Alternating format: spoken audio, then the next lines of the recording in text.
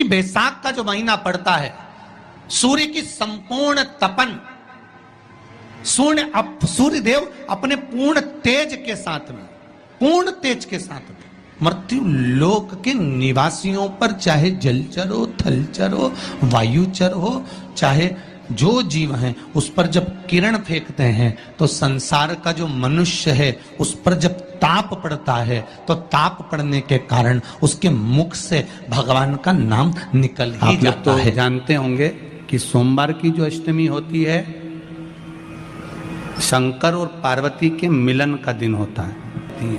शंकर भगवान की कथा कहती है सोमवार की अष्टमी पड़ने वाले दिन अगर बेलपत्र पर केसर का भाग लगाकर, ओम लिखकर केसर का ही तिलक लगाकर मां आदिशक्ति गणेश जी रिद्धि सिद्धि के नाम से 7 बेलपत्र शिव को समर्पित कर लाल वस्त्र में उसको बांधकर, जिसका व्यापार व्यवसाय या नौकरी सर्विस नहीं हो, बहुत कष्ट चल रहा हो, बहुत जिंदगी में दुख चल रहा हो, उसको 1 महीना रख कर देखो, बाबा लाइन लगा देगा आपकी संपदा की ओर, आपका हाथ पकड़ देगा। सोमवार की अष्टमी शिव को रिझाने की होती है, भगवान शंकर को मनाने के लिए, शिव को प्राप्त करने का एक साधन है। जिन लड़का लड़कियों का विवाह नहीं होता, सोमवार के अष्टमी के दिन अशोक सुंदरी वाली जगह, सबको मालूम है ना अशोक सुंदरी की जगह, अशोक सुंदरी वाली जगह पर 7 हल्दी की बिंदी रख दी जाए, लड़का लड़की जिसका विवाह नहीं हुआ उसका हाथ रख दिया जाए और वही हाथ के छापे पीपल के वृक्ष पर 5 लगा दिए जाएं, महाराज 3 महीने में उसका विवाह पक्का हो जाता है। सोमवार की अष्टमी का इतना भाव है महाराज, सहज नहीं है सोमवार की अष्टमी। शिव और आद्य शक्ति का मिलन है सोमवार की अष्टमी।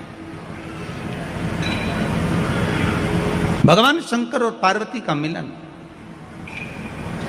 ऐसी कौन सी कामना है जो शिव पूर्ण नहीं करते? बस आपका विश्वास, आप उस पर भरोसा करना तो पूर्ण करना। पूर्ण भरोसा मतलब छोड़ दिया। पूर्ण भरोसा मतलब शंकर जी के मंदिर में नारियल नहीं फूटता है क्या? नहीं, क्योंकि पूर्ण समर्पित होता है। शिव जी को आधा चावल का दाना भी नहीं चढ़ता, पूर्ण चढ़ाई है। शिव जी को आधा फल नहीं चढ़ता, पूर्ण चढ़ता है। श्रीफल भी चढ़ेगा तो पूर्ण चढ़ेगा। शंकर भगवान के पास में आधे का कोई काम नहीं है, उनको पूर्ण समर्पण चाहिए। आपका पूर्ण समर्पण अगर आप दोगे तो शिव उसको स्वीकार कर। सहज सी बात कहेंगे, आपके जीवन के लिए बहुत काम आएगी।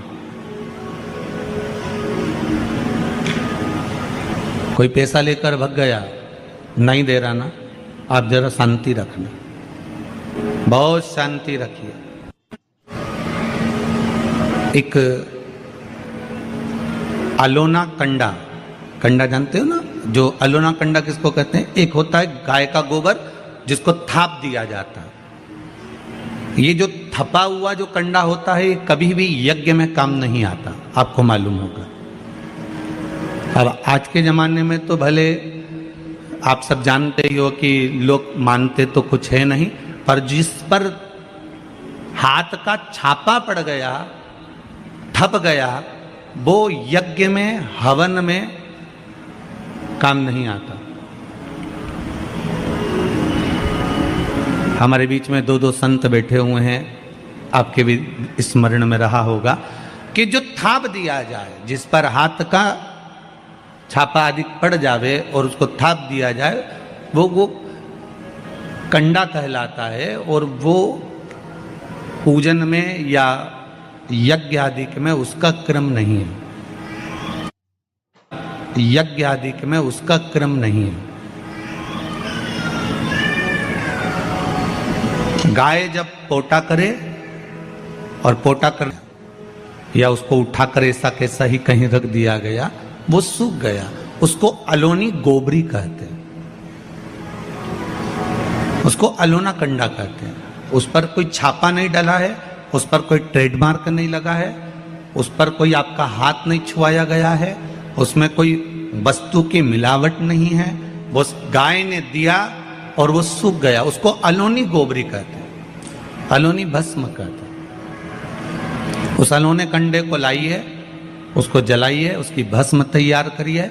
उस भस्म को तैयार कर उस भस्म को बेलपत्री के वृक्ष के नीचे रखकर और उसमें थोड़ा सा भाव, एक भस्म को थोड़ा सा भाव, उस भस्म का एक छोटा सा लिंगायताकृति सिद्ध कर कर उसको बेलपत्री के वृक्ष के नीचे रखकर उसका पूजन करिए।